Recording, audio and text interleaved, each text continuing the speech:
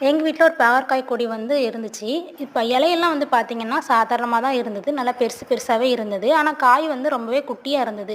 இது நான் பெருசாகும் அப்டின்ட்டு நான் அப்படியே விட்டுட்டேன். அதில வந்து ஒரு காய் வந்து பார்த்தீங்கன்னா, பழுக்கவே ஆரம்பிச்சுருச்சு.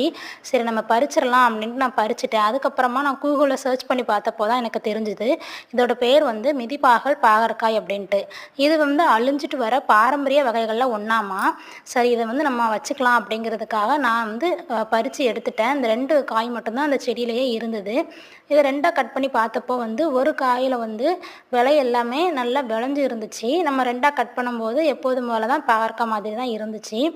ஆனா இந்த பாகற்காய் வந்து விதை பார்த்தீங்கன்னா, 2ஆ கட் பண்ணும்போது உள்ள வந்து பழுத்து இருந்தது. அதில வந்து ஒரு பாதியில ஒரு விதையும், இன்னொரு பாதியில இன்னொரு விதையும் இருந்தது. ஆக மொத்தம் 2 விதை இருந்துச்சு. ரெட்டை விதைகள் போல இது. இது வந்து ஆச்சரியமா இருந்தது எனக்கே. நான் இப்ப தான் முதல் முறையா இந்த மாதிரி 2 விதை வந்து ஒரே பாகற்காயில பார்க்குறேன். நான் எடுத்து வச்சுக்கிட்டேன்.